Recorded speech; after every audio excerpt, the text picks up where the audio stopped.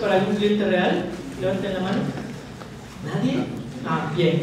2, 4, 5. ¿Y los detrás? ¿Nadie? Bien, muy bien. ¿Ya? 6, 7, perfecto. Entonces saben que cuando uno hace software, en realidad ve un problema, ¿no? Y entonces analizamos el problema y tratamos de crear una solución para ese problema, ¿no? Y muchas veces no pensamos en el futuro, porque es lógico, ¿verdad? Porque sabemos que las condiciones van a cambiar, que las organizaciones van a aprender a usar el software y van a pedir más cosas, y por lo tanto, cualquier cosa que anticipemos del futuro no va a tener sentido, ¿no? ¿Cómo se construyó Facebook? ¿Cómo se construyó Twitter? ¿Cómo se construyeron estos grandes softwares? Bueno, con lo mínimo, ¿verdad? Un enfoque minimalista, hagamos lo mínimo necesario y entre la interacción de este prototipo con el usuario vamos aprendiendo qué se necesita y esto va escalando. Entonces, como no pensamos en el futuro, hay un problema que nunca vemos, ¿no? Y es la integración. Típicamente nuestro software va a trabajar con otros, ¿no? Y olvidamos que eso va a ocurrir. Si ustedes hacen un sistema, no sé, de planillas o de control de logística o de cualquier otra cosa, eventualmente cuando ese sistema sea útil va a necesitar hablar con otros sistemas y va a necesitar integrarse con otros sistemas, ¿no? Y ese problema no es trivial. ¿Por qué? Porque al final, después de que una organización o un mercado ha empezado a resolver sus problemas con muchas cosas, se dan cuenta que hay muchos pequeños softwares que están resolviendo diferentes aspectos de un problema. En su vida diaria, ustedes utilizan diferentes softwares, ¿no? Que resuelven diferentes aspectos de un problema. Y para tratar de integrarlos no es trivial, debido a que al final tenemos un problema de heterogeneidad muy grande, ¿no? Entonces tenemos formatos de datos diferentes, significado de los datos diferentes, lenguajes, plataformas de software y hardware diferentes. Por ejemplo, aquí hay una Mac, aquí hay un dispositivo que gracias a Dios es compatible con la Mac, ¿no? Pero de lo contrario sería muy difícil realmente hacer que este dispositivo hablara con este computador, ¿no? Porque tienen sistemas diferentes, ¿no? Tenemos ERPs, que son programas empaquetados que solucionan problemas específicos de las empresas. Por ejemplo, la minera, no sé, alguna minera aquí grande no va a pedirle a alguien que le construya un software desde la nada. ¿Por qué? Porque el riesgo de que ese software sea malo es muy alto. Entonces, ¿qué va a hacer una minera? Va a comprar un programa envasado, empaquetado. Por ejemplo, un programa de logística, un programa de contabilidad, etcétera, porque existen muchos. Y ese tipo de software se le llama ERP. Del Enterprise Resource Planning, ¿no? Entonces las mineras, las empresas de Coca-Cola y qué sé yo, compran eso y entonces tienen pequeños paquetes que les resuelven problemas y que tienen que ojalá integrarse, ¿no? Y tenemos un problema y es que estos programas no se hablan, ¿no? Tenemos otros fabricantes de este tipo de programas como por ejemplo SAP, tenemos también otros programas que gestionan productos, ¿no? Tenemos programas como los SCM que manejan configuraciones de software y así, ¿no? Entonces tenemos muchas familias de tipos de programas que han empezado a evolucionar y que están actualmente en el mercado y que son parte de la realidad de todas las organizaciones y de nuestra vida, ¿no? Entonces integrar esto no es trivial, ¿no? Entonces por esa razón aparece una nueva industria. Como hay un problema, una necesidad, hay una nueva industria, ¿no? Y esa industria se llama EAI, antiguamente Enterprise Application Integration, y la forma en que se integraban las aplicaciones hace bastantes años, bueno, hasta hace algunos años, es a través de muchas estrategias. Por ejemplo, hacer una reingeniería de requisitos en realidad para poder hacer una reingeniería de software, usar data mining, integrar todos los datos, ya que el software no puede hablar entre sí, bueno, que hablen los datos entre sí, hacer ingeniería inversa, porque muchas veces solamente tenemos el código en C compilado, por ejemplo, y tenemos que acceder a ese software de alguna manera, entonces tratamos de hacer ingeniería inversa y poder generar una API de la nada. Integramos contenidos, hacemos migración completa de software de un lenguaje a otro, por ejemplo. Eso ocurre clásicamente con los legacies. Hay gente que aquí que trabaja en el banco de crédito, ¿no? ¿Nadie? ¿No? Bueno, en los bancos típicamente a estas alturas del mundo hay mucho software legado, está escrito en COBOL, ya no hay nadie quien le pueda hacer mantención a ese software, pero tirarlo a la basura y construir un software nuevo en Java implica un riesgo muy grande, porque el banco no puede detenerse, ¿no? Porque no sabemos si el nuevo software tiene implementadas todas las reglas de negocio que el antiguo software tenía, porque como el antiguo software no está ni siquiera documentado, entonces no podemos hacer eso, ¿ya? Entonces la migración es una de las técnicas más drásticas, más costosas efectivas, pero tremendamente costosas y riesgosas para poder hacer que el software se integre o hable, ¿no? Tenemos también una mensajería común, y eso se utiliza impresionantemente, se utiliza mucho. O sea, cuando el software no se habla, ¿qué hacemos? Una cola, ¿no? Una cola, y en esa cola vamos tirando mensajes y vamos haciendo que el otro software saque los mensajes de ahí. Y esos mensajes tienen muchas formas.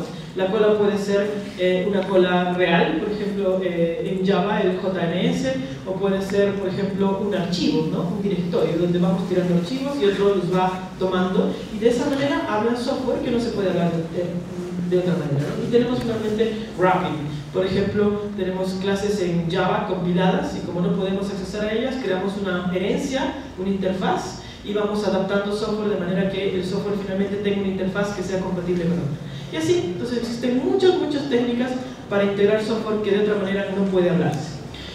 Sin embargo, las técnicas modernas han encontrado que la orientación a servicios es como la solución ideal y la más elegante para poder hacer esta integración. Como algunos datos, simplemente en el 2005, el software que se utiliza para integrar mueve alrededor de 6.4 billones de dólares, ¿no? En el 2007 mueve alrededor de 11 billones de dólares. Esos números no han bajado actualmente, ¿ya? Y eso es simplemente una medida para tomar el pulso de esta necesidad, ¿no? De la relevancia de este problema. No es una casualidad que todos los temas de estas charlas estén involucrados de alguna manera con Service Oriented Computing, ¿no? Porque la cantidad de software que está construido actualmente en la industria es muy grande. La heterogeneidad que este software impone es muy grande. Y la necesidad de integrarlo es cada vez más acuciosa, ¿no? Entonces, esto es solamente algunas medidas. Esto es un estudio que hicieron en el 2002, hace bastante tiempo ya. El CAD es un sistema que permite hacer diseño, ¿no? De ingeniería a través de planes, planos, ¿no? De diferentes tipos de planos. Entonces, el hecho de estar tipeando los datos de un lado al otro y de perder, de generar inconsistencias y de perder tiempo, genera una pérdida de $1 billón aproximadamente en la industria de la arquitectura y la construcción, ¿ya?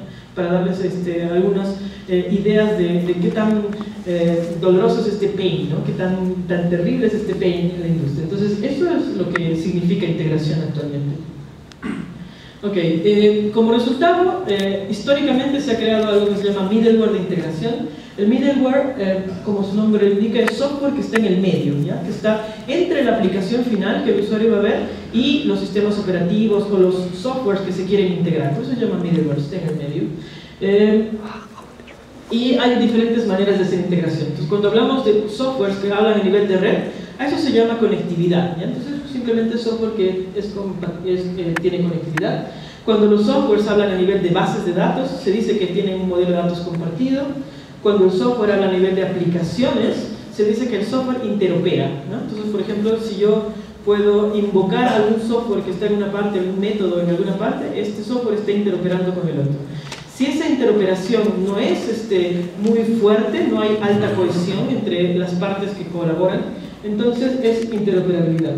Pero si la coordinación es muy fuerte, de manera que los dos juntos hacen que un proceso de negocios funcione, a eso se le llama integración, ¿ya? Entonces, o coordinación, ¿no?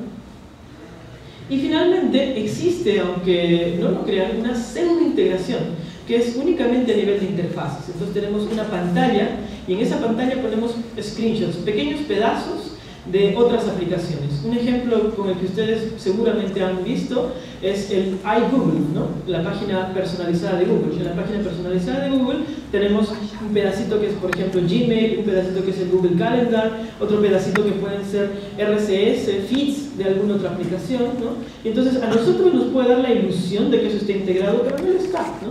Simplemente tenemos trozos de las pantallas. En las organizaciones esto también se usa, y se usa mucho, ¿no? Y se llaman portales, ¿no? Okay. Y finalmente existe la integración manual, y podríamos pensar, esto es patético en estas alturas del mundo, pero no es patético. Muchos de mis amigos que están haciendo startups, que están haciendo emprendimiento, hacen una integración manual, ¿no? Ellos lo que hacen es crawlear la web, hacer scrapping, ¿no? Bajarse los datos de la web y poder construir aplicaciones sobre esos datos que ellos después integran y generan valor agregado sobre ello, ¿no? Entonces la integración manual a estas alturas del mundo existe y es una industria muy grande, ¿no? Y eso demuestra también la fuerza o la necesidad tan grande por la integración que tenemos actualmente. El primer paper que habló de reuso en ingeniería de software fue en los años 60, ¿no? Si ustedes leen ese paper, yo los obligué a mis pobres alumnos a leerles, larguísimo, tedioso, y todo ese paper sigue siendo vigente.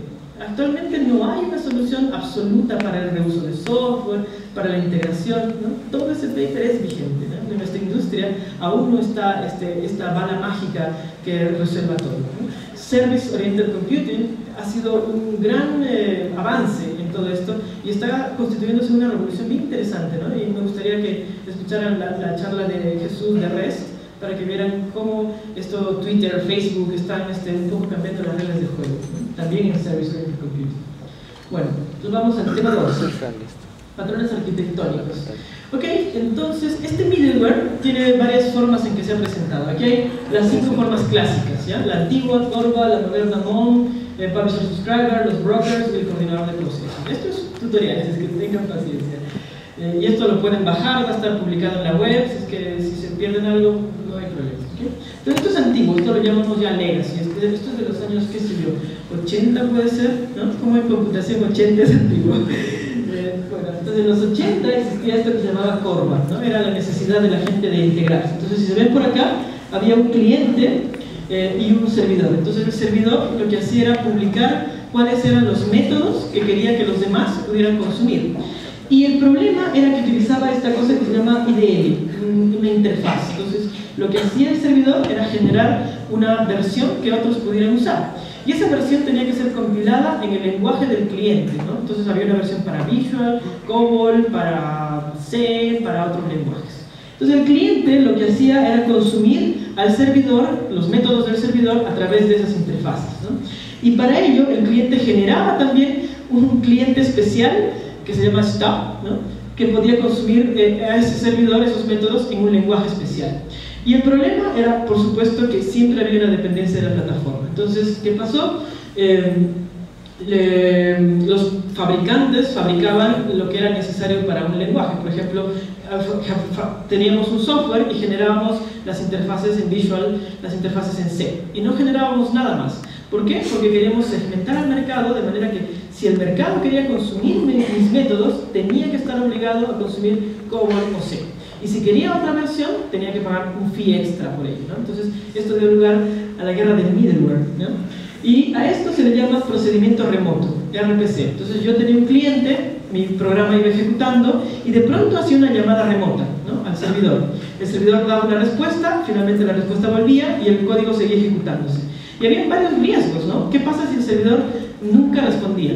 ¿Cuánto tiempo iba a esperar para poder hacer timeout? ¿Qué pasa si no tengo la respuesta y la respuesta es crítica para continuar ejecutándome, ¿no? Entonces, a pesar de que Corba fue la primera solución y fue muy popular con todas sus deficiencias, fue también un fracaso al final, ¿no? Al final ya no daba para más.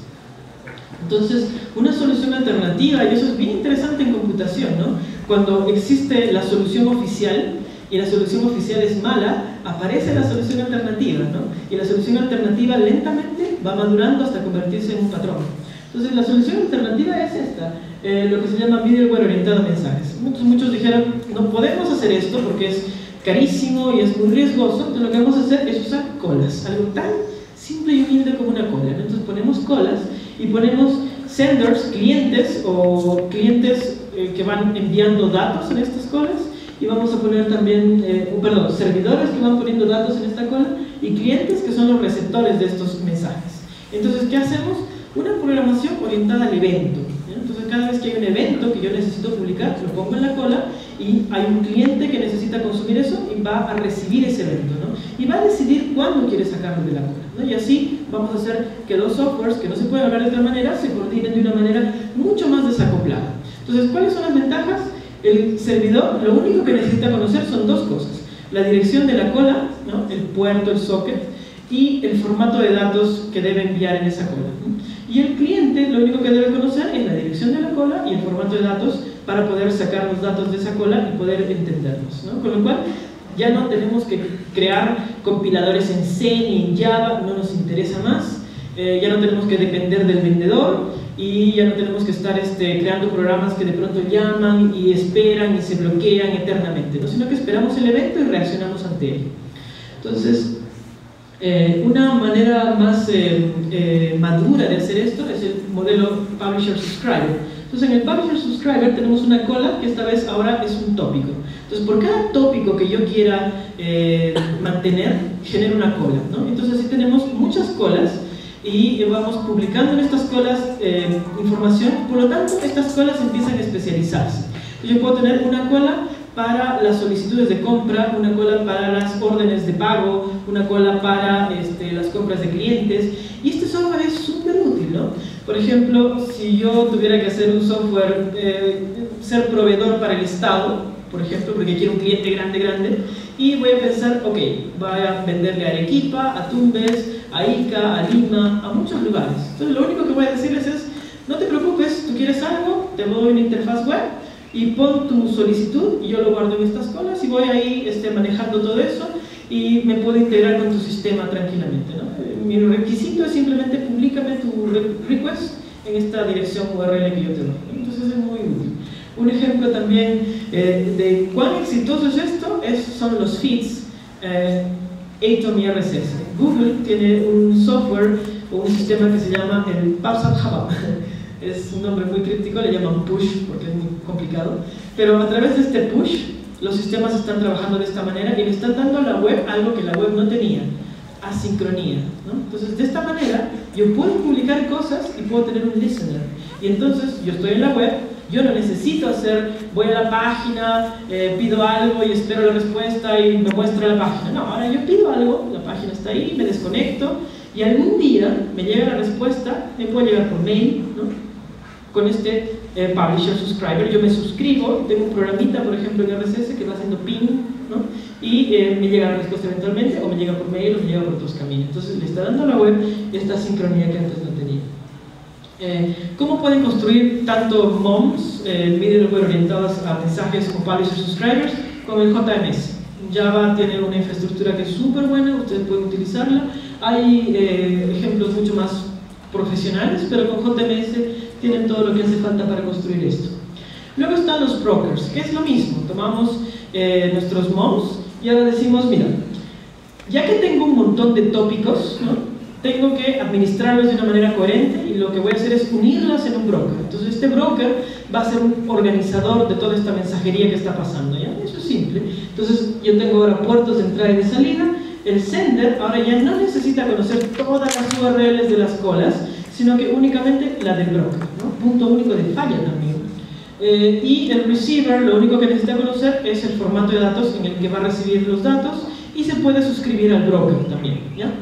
Como es punto único de falla, para poder escalar esto y minimizar el riesgo o sea, aumentar la tolerancia a fallas, lo único que hay que hacer es replicar el broker. ¿Cómo? Por hardware, ¿no? Ni siquiera hay que programar, simplemente por hardware, compro una máquina en la que yo pueda hacer balance de carga, replico el broker muchas veces y ya está, ¿no? Incluso puedo utilizar un servidor web para hacer eso sin tener yo que programar absolutamente nada, ¿no?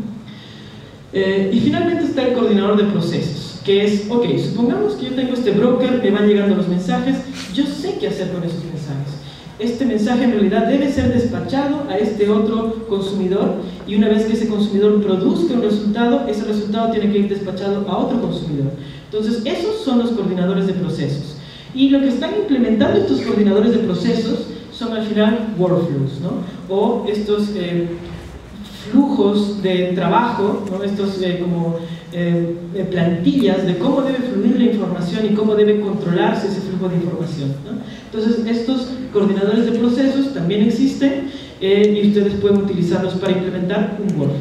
Entonces si vamos hacia atrás, bueno, el broker, existen también programas, el JMS tiene un plugin que lo puede ayudar a convertir en broker. Hay muchos open source que ustedes pueden utilizar, pueden bajarse un broker y empezar a trabajar con él. Y también en los coordinadores de proceso existen open source, vamos a verlos más adelante, ya son un poquito más sofisticados. Ok, eso es un poco la historia, ¿no? Y luego vino la web, ¿no? Entonces la web cambió las reglas para muchos, ¿no? Porque la web ha demostrado que es posible ser utilizada como una plataforma de desarrollo, una plataforma de aplicación, perdón, de cómo se puede deployar una aplicación. Con una capacidad de escalar una masividad impresionante. O sea, ¿cuántos usuarios hay en Twitter? Billones, ¿no?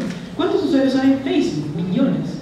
¿cómo podemos construir un software que soporte tantas llamadas concurrentes? Esa cantidad de datos, ¿no? Esa complejidad, es impresionante realmente, ¿no? Entonces, la web ha cambiado las reglas del juego para muchos. La web ahora se ve como una plataforma de desarrollo y de distribución de contenidos, de muchas cosas. También la web permite explotar la inteligencia colectiva, ¿no? Porque si ahora yo tengo un software, por ejemplo Google, y lo que hace son los beta release constantes, ¿no? Google tiene un feature, una característica, una propiedad del software, un atributo del software, lo quiere probar, simplemente lo pone a disponibilidad de alguien. Si existe una demanda alta de ese feature, entonces va a ser consumido y vale la pena mantenerlo y vale la pena soportarlo. De lo contrario, se borra. Y nadie va a quejarse porque es un beta y por lo tanto a nadie le interesó, no es útil, ¿no? Entonces, es una manera muy interesante. O Amazon, ¿no?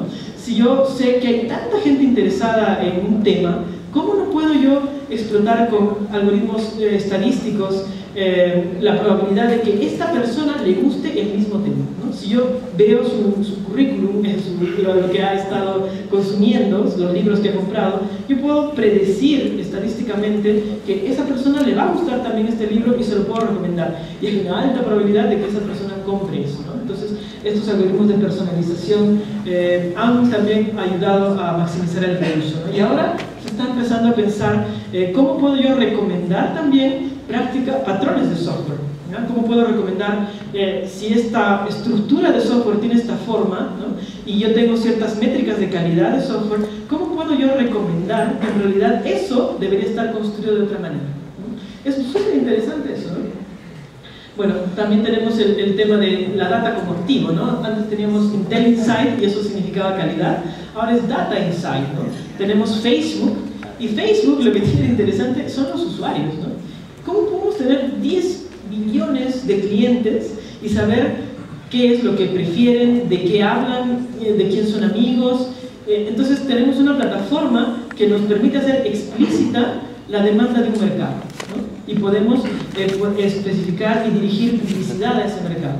Ustedes saben que la principal entrada económica de Google, ¿no? El principal activo de ellos es la publicidad, ¿no? Nosotros buscamos, googleamos y pensamos que Google es bueno y nos da la información porque son buenos, y en realidad ellos están perfilándonos a nosotros y generando estadísticas de mercado para poder hacer mejores recomendaciones. Saben que la publicidad de Google tiene una efectividad del 40% aproximadamente.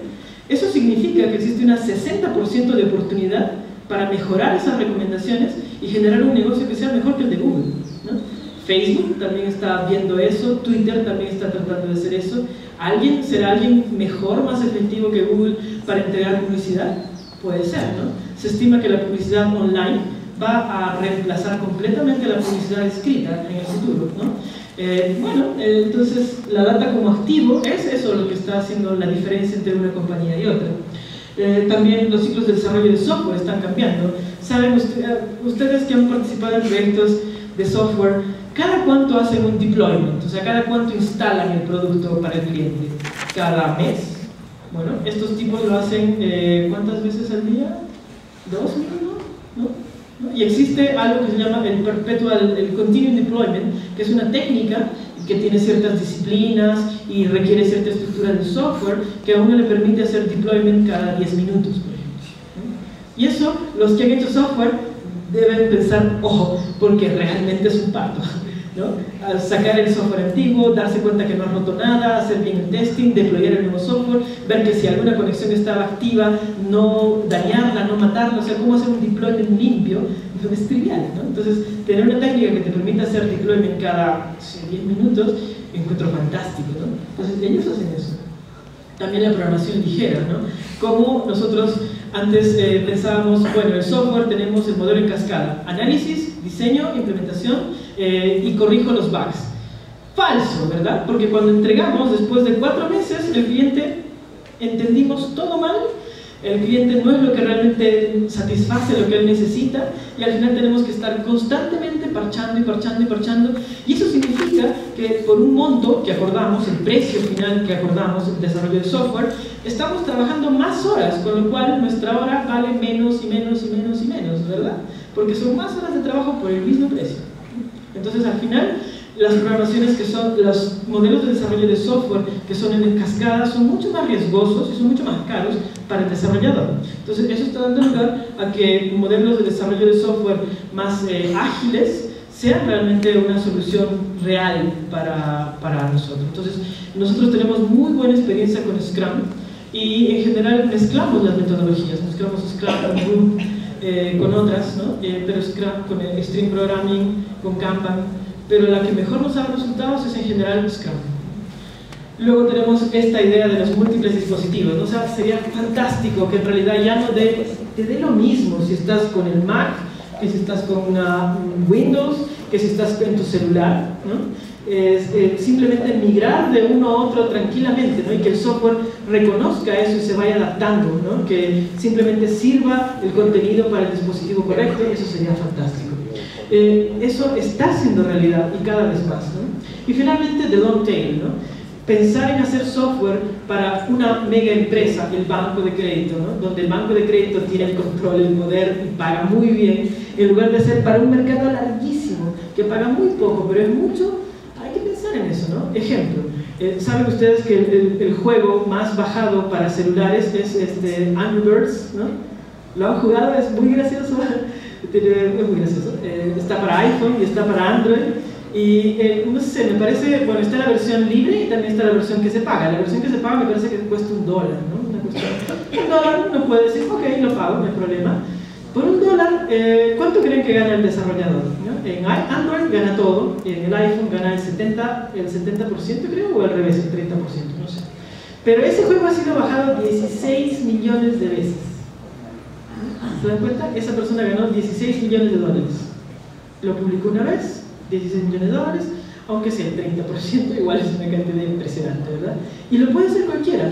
Cualquiera de ustedes puede hacer un juego, subirlo al market del iPhone o subirlo al Android y estar ahí, porque el software es global, ¿no? Entonces cualquiera de ustedes puede hacer eso.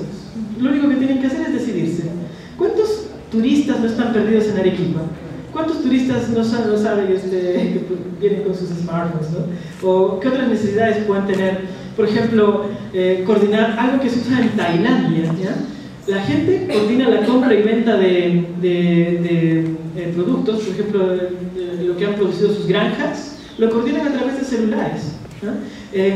Puedes comprarle a alguien en Tailandia y el tipo tiene atachado al celular un dispositivo de manera que te pasa la tarjeta de crédito, esperemos que no la clone, y te cobra, ¿no? Entonces, hay una revolución importante, ¿no? Que también está revolucionando los modelos de negocios y le está dando poder al individuo. O sea, cada uno de ustedes realmente puede ser una empresa pronto, ¿verdad? Es cuestión de que se decidan, de que sean creativos, y Félix nos va a dar algunos muy buenos hints para que piensen en eso con seriedad. Bueno, entonces SOA, esta integración con la visión de la web ha evolucionado. Tenemos ahora el proveedor de servicios, se pone en la web, y lo que pone a disposición de los demás es un endpoint o una URL, y tenemos además una descripción que acompaña a ese endpoint que dice cuáles son los métodos que se exponen, los tipos de datos y la URL del endpoint.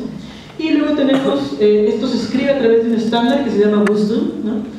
Y esto se publica en un registro, y entonces el cliente lo que hace es ir a ese registro, buscar los servicios que puedan estar interesantes para él, y una vez que encuentra el servicio, le toma la descripción y empieza a conversar directamente con ese endpoint en un lenguaje que se llama SOAP sobre el protocolo HTTP.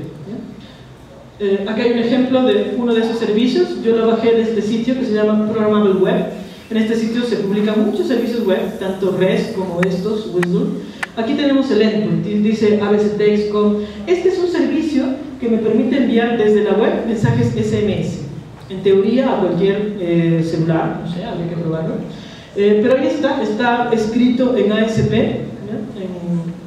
y entonces tengo dos cosas, tengo el endpoint y tengo la descripción WSDL aquí, y aquí tengo los métodos. Entonces estos métodos dicen, por ejemplo, get credit balance, o sea, para saber si aún tengo crédito para mandar mensajes SMS, is sender ID available, quick send, enviar un mensajito rápido, send, mandar el mensaje, y ahí están los parámetros. Entonces eso es lo que yo necesito para consumir un servicio, la descripción que me dice cómo consumirlo, ¿no?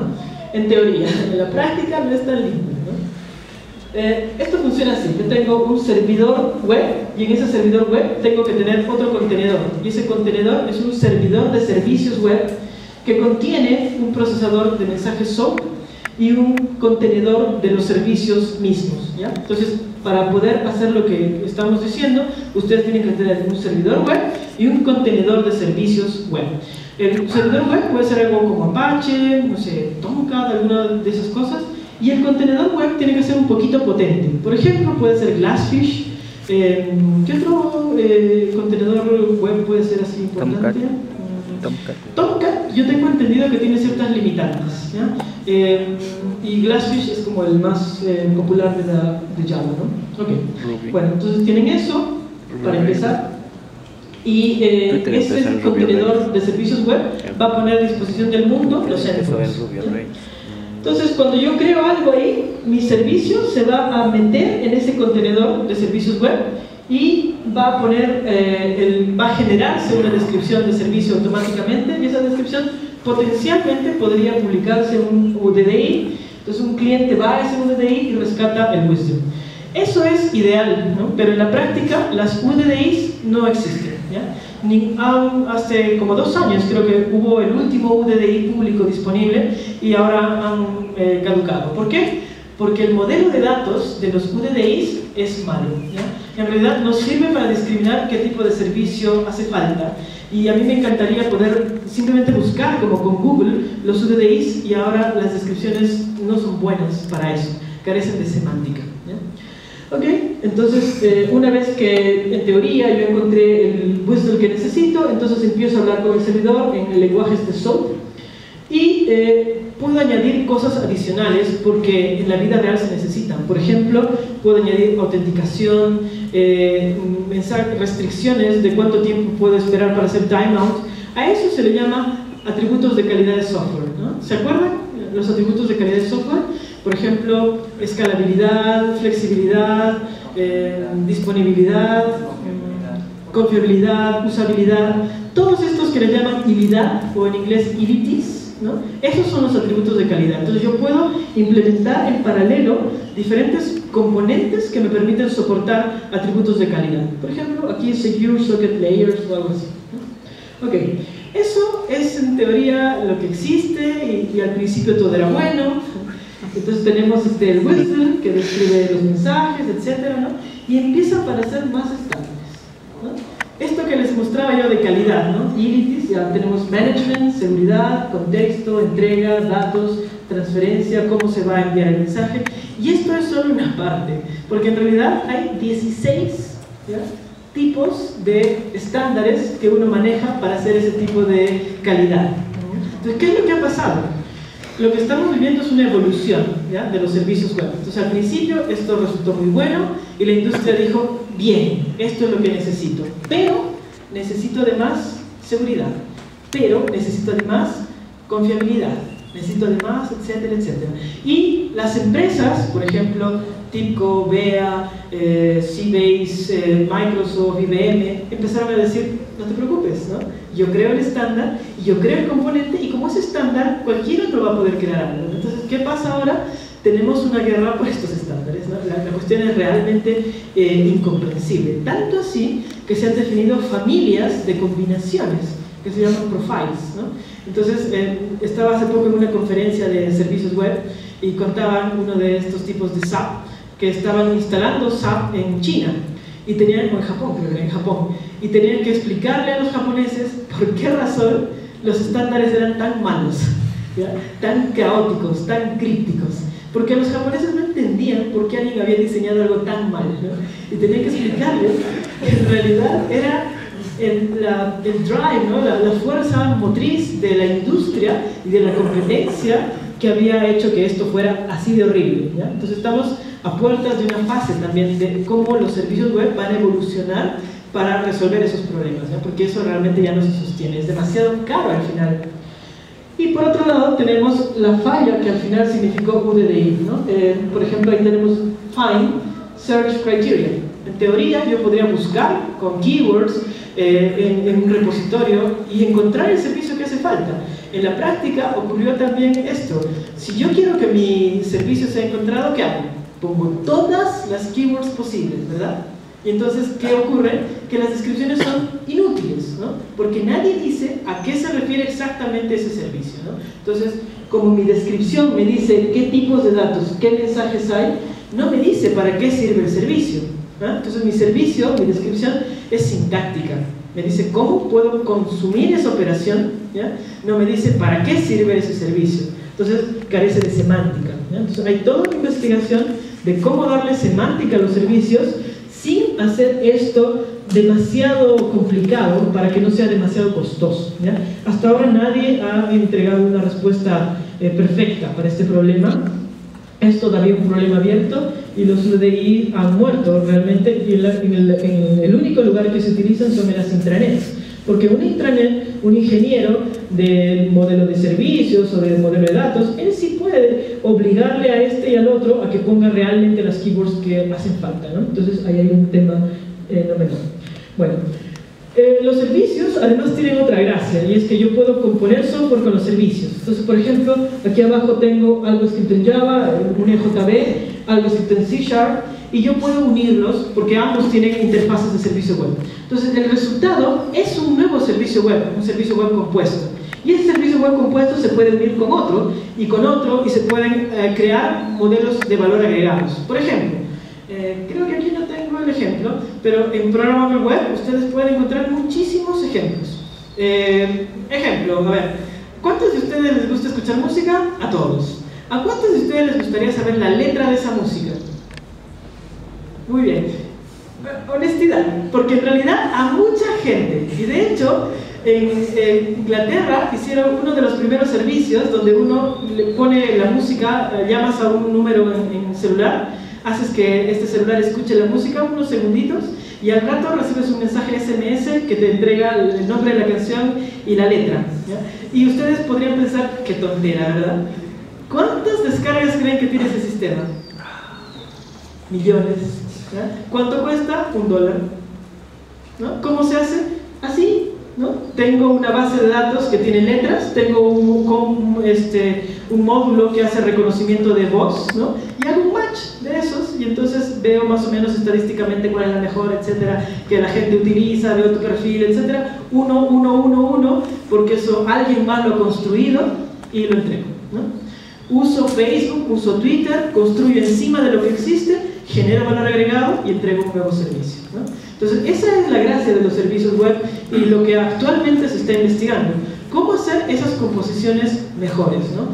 ¿Cómo evitar las limitantes de los servicios web? Hay dos formas de hacer esa composición. Una es orquestación, y el resto de la presentación va a hablar un poco de orquestación, y la otra es coreografía, y Alfonso nos va a hablar de coreografía, ¿ya? Coreografía yo creo que va a ser uno de los temas más interesantes. Hasta ahora se le ha dado mucho énfasis a la orquestación porque es la forma más fácil de hacer esto. ¿Qué es la orquestación? Yo tengo un elemento, un orquestador, que le dice tu primero, tu segundo, tu tercero, y va sacando datos, controlando datos, migrando los datos.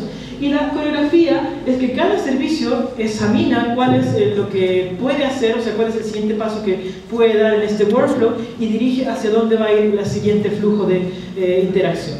Y hay estándares que se han definido para ambos. Para la composición que requiere una orquestación, se está definiendo el estándar DeepL, que es el que masivamente está tomando control de esto, y para el estándar de la coreografía es el CDL, ¿verdad? Bueno, y en fin, y esos son los estándares que están dominando un poco por ahora.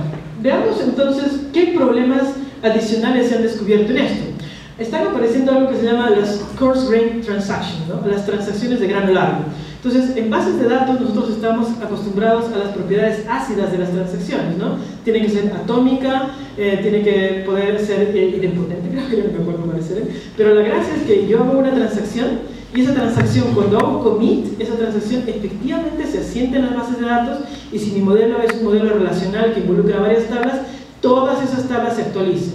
Y si ese modelo, por alguna razón, o sea, si mi transacción falla, debo poder hacer rollback, ¿no? Debo poder deshacer toda la transacción en la tabla y todas las tablas que estén relacionadas, ¿no? Eso es una transacción de base de datos tradicional. Bueno, en estas transacciones están involucradas muchas empresas, muchas áreas de la empresa y muchos días.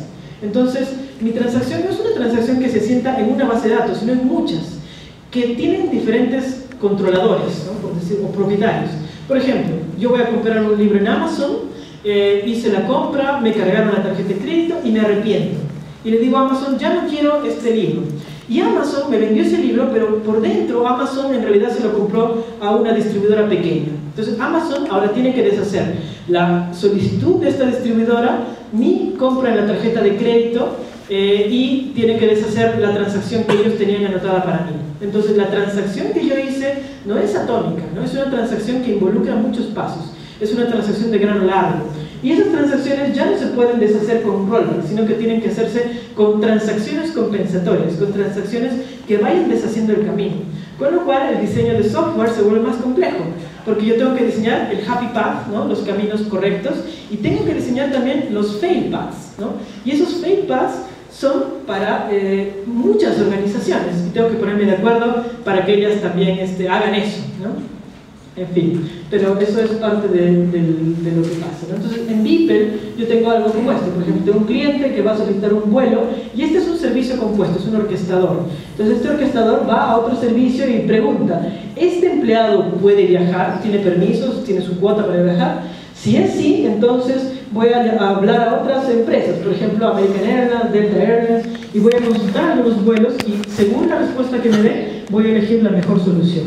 Entonces, ese lenguaje lo implementa de esta manera. Define más descripciones que especifican cuáles son los partner links, o sea, cuáles son los partners con los que este proceso va a conversar y cuál va a ser el flujo interno. Por ejemplo, ¿dónde va a empezar? Porque al final esto es un thread que parte bloqueado y se activa cuando recibe un mensaje receive. Entonces, se activa este thread, invoca lo que tiene que invocar y finalmente hace un reply. Aquí no hay problemas de concurrencia, por ejemplo, porque se supone que cada thread atiende a un cliente, pero sí puede ocurrir que un thread internamente tenga que estar bloqueado muchas veces para llamar a otros servicios y que eventualmente tenga que ser desbloqueado por llamadas asíncronas, ¿no? Con lo cual ya se imaginan cuáles son los problemas, ¿no? ¿Qué pasa si el servidor nunca me responde, cuándo hago timeout, etcétera, ¿no? La ventaja es que esto se escribe en XML y uno puede construir un compilador para que haga eso. Existe mucho open source que ustedes pueden utilizar para trabajar con esto. Por ejemplo, en Java ustedes tienen soporte para construir web y básicamente tienen que bajar este paquete, el WSDP. Este paquete viene con todos estos componentes. Todos los que están familiarizados con Java saben la pesadilla de las Jotas, ¿no? J esto, J aquello, bueno. Tiene JSP, JAXB, JAXW, JAXWS, JAXB, SAG, todo eso lo necesitan para crear servicios web, ¿ya? Entonces, ¿recuerdan cuando partimos? Corva era un problema, etcétera. Bueno, ahora ya no es un problema porque se escribe en XML, son estándares abiertos, pero el problema es otro, es esta complejidad, ¿no? ¿Se dan cuenta? O sea, todos esos componentes necesitamos para hacer una llamada a web service. Entonces, ¿de qué dependemos ahora? Dependemos de una buena plataforma. Por ejemplo, Eclipse, por ejemplo, NetBeans, tienen wizards que con un botón hacen toda esta magia. Pegan todo esto, yo hago un botón, listo, llamo al web service, no hay problema, ¿no? Pero estoy dependiendo nuevamente de que el wizard soporte tal versión, ¿ya? En teoría, todo esto funciona, en la práctica no es así, mis alumnos lo saben, lo han sufrido, ¿no? En teoría, WSDL viene con dos versiones, la 1.0, la 2.0. La 1.0 soporta ciertos valores, la 2.0 exige document literal, exige ciertas cositas. Entonces esto no es tan mágico como parece, ¿ya? Entonces en la práctica necesitamos infraestructura. Entonces, ¿qué viene detrás? IBM, Microsoft, ¿no? Y volvemos al problema del middleware y volvemos a entender por qué el middleware es tan caro a pesar de que exista open source, ¿no? O pagamos un middleware caro o pagamos buenos ingenieros que sean capaces de resolver estos problemas y que sean capaces de usar en Java, ¿no? en Unix, en Linux, y que puedan resolver estos problemas. Entonces la consultoría en servicios web es súper cara, porque se necesita esta expertise, ¿no? O se pagan muy buenas herramientas que lo hacen todo, como WebSphere, pero siempre requieren expertos en Java, en Linux, en Unix, para poder configurar esto en la verdad, ¿no? En la práctica real. Bueno, entonces todo esto ustedes lo tienen, pueden hacerlo. Estos son ejemplos de cómo estos componentes se organizan trabajar. Este es un ejemplo en código. Tenemos una clase hello y arriba tenemos una anotación @webservice. Tenemos un método, entonces anotación. Entonces, se fijan la belleza de esto. Simplemente tenemos nuestro código y ponemos anotaciones y por detrás mágicamente viene JAX WS, compila eso y genera un stub, ¿no? ¿Y de quién dependemos? Del compilador, de la versión del compilador, ¿no? Si la versión del compilador no es compatible esta versión de XML con otro, pain. ¿Ya? Entonces, todos los que trabajan con Java saben de qué estoy hablando, ¿no? La versión no es compatible, desastre. Pero funciona, ahí tienen el compilador abajo, WSG, bla bla bla. Bueno, entonces eso funciona. Otra manera de hacer esto sin meter tanto las manos en el código es trabajar con colas, ¿no?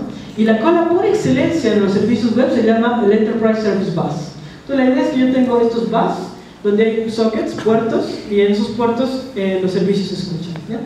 Entonces yo voy conversando con ellos y tenemos bus que ustedes pueden bajar de la web. Hay ejemplos aquí, este es, déjenme recordar, claro, este de acá arriba es uno de Java que está construido sobre JMS y este de acá abajo es uno de Microsoft, ¿ya? Entonces ustedes pueden decir, oh, qué terrible, no quiero programar esto, no hay problema, bajan un bus, lo configuran, lo instalan, lo setean y pueden empezar también a trabajar con eso, ¿ya? Ok, un bus básicamente tiene estas capacidades. Traduce protocolos. ¿Por qué? Nuestra web service evolucionó, ya no solo hablamos XML, ahora hablamos SOAP, JMS, SMTP, ¿no?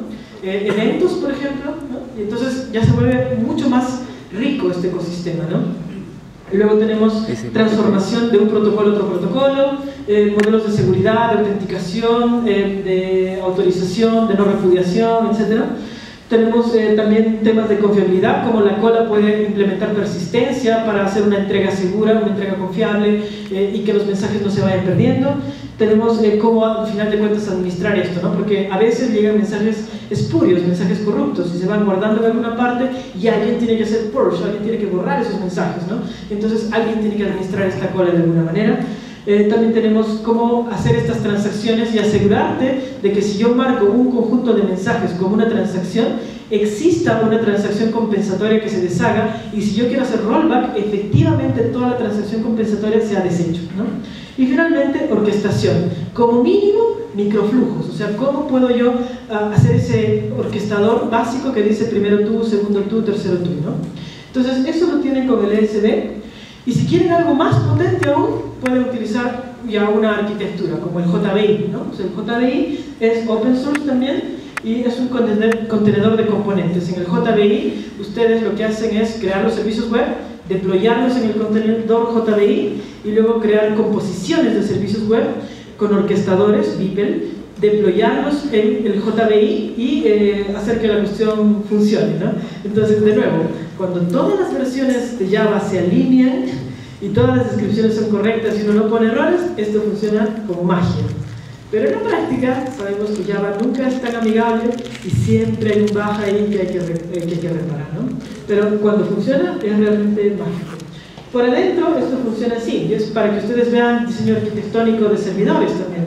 Entonces por adentro este servidor, a mí me encanta este diseño arquitectónico. Por adentro tienen abajo componentes enchufables que aceptan diferentes formatos. Entonces si ustedes tuvieran un formato propietario, lo único que tendrían que hacer es construir otro binding component, ¿ya? Hay una plantilla, ustedes crean un nuevo, lo enchufan y por dentro esta cosa lo que hace es transformar todo formato de mensaje a un formato canónico, un formato básico, ¿ya? Ese formato básico es reducido, es comprimido y se despacha a quien deba procesar ese mensaje.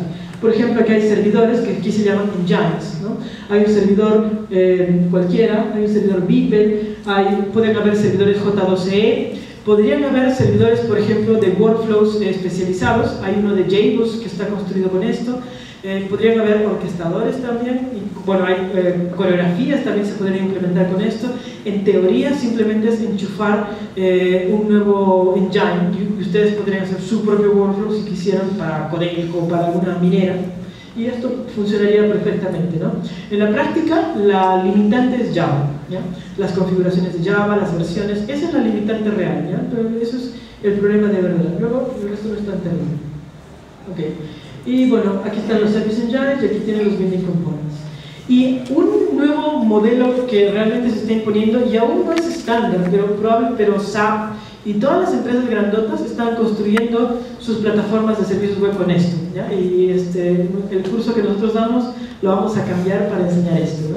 Y la versión open source se llama Tuscany, es de Apache y ustedes pueden utilizarla ya, es open source.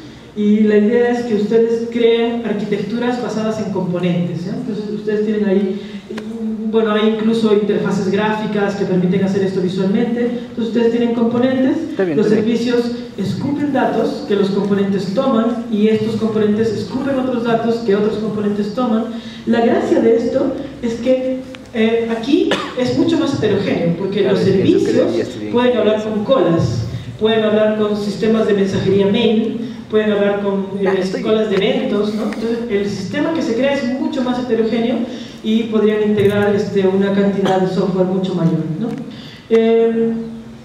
Bueno, entonces SCA es un conjunto de especificaciones, tiene un modelo de ensamblaje, un framework para definir políticas de seguridad, estas ILTIs que hablábamos, etc. Y también tienen modelos de anotaciones. Entonces vamos a ver solamente, porque es mucho esto, el modelo de Assembly lo que define es que existen componentes y estos componentes tienen entry points en lugar de endpoints y estos entry points tienen una implementación que es el código de verdad. Entonces tengo el código de verdad, tengo una interfaz chiquitita que es el entry point y tengo el composite que es la composición de estos componentes, ¿no? Primero tú, segundo tú, tercero tú. Y luego tengo referencias que son referencias a componentes externos, porque esta composición es muy linda, porque yo podría incluso incluir servicios que están corriendo en otra parte, en otro servidor, en otro país, etc. Y finalmente tengo que definir específicamente estos wires. Todo esto por detrás se configura con XML, ¿ya? Todo esto por detrás al final es XML o estos interfaces gráficas que permiten hacerlo mágicamente hasta que no funcionan y uno tiene que ir al XML, ¿no? A corregir. Y las anotaciones, así como habíamos visto el código, aquí también el paradigma es anotaciones. Yo tengo el código que es la implementación y las anotaciones que me dicen este es un servicio, este servicio puede ser invocado de manera remota, esto es una referencia a un servicio remoto, esto es una propiedad, esto es un alcance del servicio, etc., ¿no? Y esto, como son anotaciones, esa es la otra belleza, se puede extender, porque el modelo de anotaciones de Java permite que uno defina sus propios tipos de anotaciones y de esa manera uno puede extender para crear, no sé, un lenguaje, un pseudo lenguaje que uno puede definir y que puede ser después interpretado en otro nivel, ¿no? Ok, si comparamos un poquito esto, lo que estamos viendo son tres estilos de composición de software. Tenemos la invocación de software, que es lo directo, yo invoco al componente directo, y la mediación, que es que hay un elemento intermedio que media y que va dirigiendo los flujos, en este caso es el JVI, y finalmente la activación, que son, yo tengo estos componentes, ya hay una interfaz, el entry point, que me permite invocarlos, ejecutarlos y activarlos, y tengo control respecto de cuándo se activa, cuándo muere, etc., ¿no? Ok, y ahora sí, para terminar, deben estar muertos, esto ha evolucionado, ¿ya? Lo que yo les he mostrado es una evolución de Corva. ¿Recuerdan Corva? Tengo un programa cliente, se ejecuta, invoca y el otro responde. Web Services es lo mismo, es exactamente igual que Corva, solo que ya no depende del lenguaje, ahora es XML, ahora es open source, ahora es independiente de la plataforma, pero sigue siendo RPC, Remote Procedure Calling, ¿ya? Y entonces está apareciendo algo que se llama REST, que es una visión bien diferente de esto, ¿ya? ¿Dónde está Alfredo Paz? ¿Está por ahí, no? Ya. ¿Recuerdas ayer que me decías que era un problema exponer el estado? REST se trata de eso, ¿no? Es interesante, es un modelo bien interesante, porque la idea es, esto surgió como una tesis de Roy Fielding, y el tipo dijo, bueno, a ver, es un genio, él participó en la definición del protocolo HTTP1, del HTTP2, él es el que administra el IETF, que es el Task Force de Ingeniería para la Web, ¿no? Y entonces lo que él definió en su tesis de doctorado fue ¿cómo entiendo y destilo cuáles son los principios arquitecturales de la web? ¿Qué es la web? ¿Qué hace que la web sea tan buena, ¿no? Tan fantástica? ¿Cuáles son aquellos principios que no deberían ser violados si es que alguien quiere construir software, ¿no? Que sea a la web, al estilo de la web? Y a eso lo llamo REST, o el Representational State Transfer del modelo. Entonces, en mis servicios tradicionales yo tengo operaciones con entradas y salidas, y tengo una descripción WSDL que me dice cómo consumir el servicio, tengo un endpoint, la URI, y así tengo varios servicios, inclusive puedo componerlos. Le digo al servicio 3, tú llamas al servicio 2 y a través de HTTP. Entonces, para mí el HTTP es un protocolo de transporte de datos. REST es diferente. En REST yo voy a tener un servicio, es un conjunto de recursos web, ¿ya? Una página, una URL, básicamente. Entonces, mi recurso web está identificado con una URL. Por ejemplo, yo puedo tener esta URL, twitter.com/Luis, ¿no? Y mi recurso tiene una representación. Mi recurso es conceptual, ¿no? Yo puedo decir, tengo cuenta corriente. Pero depende, si yo tengo la URL cuenta corriente, depende quién va a invocar esa URL. Según eso, yo voy a despachar diferentes representaciones. Por ejemplo, una representación va a ser para un smartphone, para un celular. Una representación diferente va a ser para una máquina, un Mac, por ejemplo. Una representación diferente va a ser para alguien que no tiene autorización. Y una representación diferente va a ser para alguien que tiene autorización. Entonces yo tengo que diferenciar el recurso, que es abstracto y conceptual, de la representación, que es concreta, ¿no? Y mi representación además viene serializada en un media type, por ejemplo, XML, HTML, text HTML, y esos media types son estándar, ¿no? Y luego tengo el protocolo HTTP, ya no es solamente una capa de transporte, sino que es un protocolo para consumir estos recursos. Entonces, mi protocolo tiene verbos, tiene métodos, y esos métodos son estándar. Por ejemplo, get, post, delete, put, options, patch, ¿no? Esos métodos son estándar. Entonces, ¿qué pasa si yo tengo esto? Digo, entonces, que mi servicio es una colección de recursos donde yo puedo embeber dentro de los recursos links, ¿no? Y con estos links puedo embeber realmente el workflow, el proceso de negocio, y puedo distribuirlo los recursos de manera que mi recurso dice, y usted debe ir ahora a B, y usted debe ir ahora a C, ¿no? Y entonces, ¿qué es lo que yo tengo? Que la web misma está describiendo de manera explícita procesos de negocio, workflows. Lo que pasa es que no nos hemos dado cuenta, ¿no? Lo que pasa es que el humano es el que hace clic, pero por debajo el contenido me está diciendo qué posibilidades tengo yo, qué caminos puedo seguir, cuáles son mis opciones, ¿no? Mis opciones en un proceso de negocios, ¿no? Entonces, como REST ahora está dando mucho que hablar porque es un modelo bien diferente. Cada una de estas representaciones está poniendo de manera explícita el estado de los recursos. Entonces, aquí yo tengo, atrás en los servicios, objetos, ¿no?, que exponen solo métodos. Lo que hay por detrás de esos objetos es todo un sistema. Y a mí no me importa, yo solo tengo una fachada, ¿no?, una fachada que expone métodos. Pero aquí tengo a los objetos que exponen estado, ¿ya? Ellos me cuentan cuál es su estado. Y yo lo único que sé es que existen únicamente 5 métodos para manipularlos. Y eso es todo. Aquí tengo miles de métodos, aquí solo tengo 5.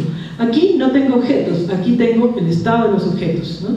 Entonces es un cambio de paradigma importante.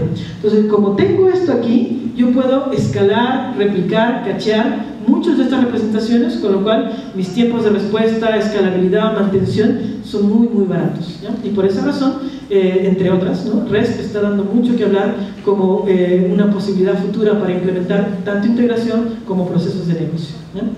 Y bueno, entonces con Jesús estamos investigando cómo hacer que eso sea real, y ya estamos dando algunos resultados, ¿no? Acá, bueno, eso es un ejemplo de REST para que ustedes lo curioseen después, y esto es lo que les he contado. Y lo último que quería contarles son sobre mashups, ¿no? Entonces, la web está también impulsando esta otra idea, ¿no?, los mashups. Ya que tengo estos trozos de código por ahí dispersos, ¿cómo puedo hacerlos mash, ¿no? ¿Cómo puedo mezclarlos? ¿Y cómo puedo construir valor agregado por encima? Entonces, lo que yo les contaba de esto, puedo juntar una base de datos de películas con lo que le gusta a una persona con Twitter, y puedo ahora darte por Twitter recomendaciones de películas, qué sé yo. Eso se construye con mashups, ¿no? Y en teoría es fácil, tan fácil como esto, ¿no? Yo digo, este es Yahoo Pipes, me permite hacer mashups. Yo por ahí puedo poner simplemente URLs de recursos y puedo empezar a dirigir el flujo de datos. Y de nuevo, en teoría es así de simple. En la práctica ni por si acaso, solo para problemas de juguete, ¿no? Entonces Lizney les va a hablar un poquito más en detalle sobre mashups y algunos problemas que existen, ¿no? Y ella está haciendo su investigación de doctorado en eso. El otro tema que a nosotros nos interesa mucho es la web semántica y cómo con semántica uno podría hacer estas composiciones mucho mejores, más potentes, ¿no? Entonces, bueno, eso les van a contar más tarde. Alfonso les va a hablar de coreografía, Ronnie les va a hablar acerca de cloud computing, que también tiene que ver con esta escalabilidad masiva, ¿no? Y todo esto, lo que le estamos conversando, cae en esta área de arquitectura de software, cómo diseñar la parte de alto nivel del software, ¿no? Las arquitecturas. Bueno, este es un ejemplo de mashups que para mí fue impresionante. Esto lo construyeron como, ¿cuánto sería? ¿Cuánto tardarían? No sé, tardaron días en construir esto. Lo hicieron para el terremoto de Haití y lo replicaron para el terremoto de Chile, ¿ya? Lo hicieron en Stanford. Entonces ahí ustedes pueden ver este mapa que se muestra ahí, es el mapa de Google Maps, ¿no? Lo único que tiene son marcas. Esto que se ve ahí lo construyeron ellos, ¿no? Esto que se ve por acá es Twitter, ¿no? Por ahí hay noticias que están con RCS, ¿ya? Y ellos simplemente hicieron mash de todo eso, ¿no? Lo mezclaron todo y dejaron que las aplicaciones por su cuenta estuvieran funcionando. Y una cosa que a mí me impresionó mucho fue el uso de Twitter, ¿no? Estábamos en Stanford tratando de ayudar al terremoto, ¿no? A la gente que había estado sucediendo porque no podíamos viajar, las carreteras estaban cerradas, los aeropuertos estaban cerrados, y entonces se nos ocurrió que podríamos decirle a la gente que pueden comunicarse por Twitter porque las telefónicas también colapsaron, entonces lo único que funcionaba era Twitter. Entonces la gente empezó, pensamos, ok, si yo necesito algo, ¿por qué no escribes en Twitter necesito bla bla bla y pones un keyword, un hash necesito, y así podemos hacer un sistema que haga match entre lo que alguien necesita y lo que alguien puede ofrecer, ¿verdad? Y resulta que la gente estaba haciendo eso naturalmente, ¿no? La gente naturalmente estaba diciendo necesito tal cosa y otra gente puedo ayudar con tal otra y usando estos keywords para hacer matching, ¿no?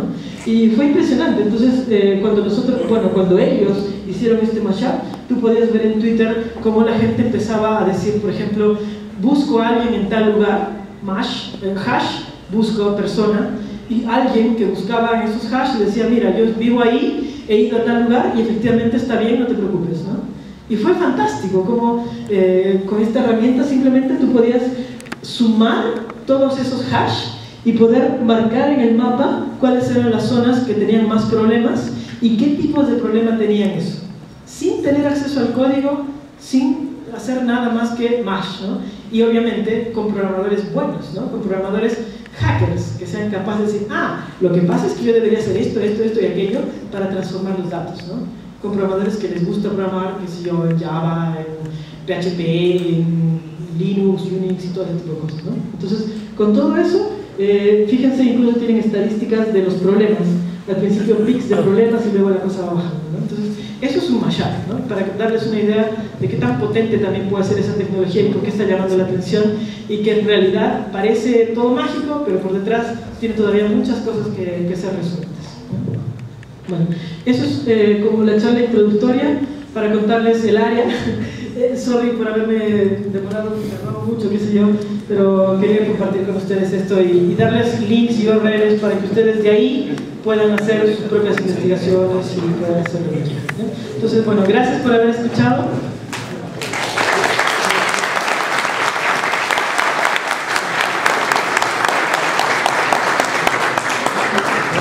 No tenemos mucho tiempo, pero rápidamente una sola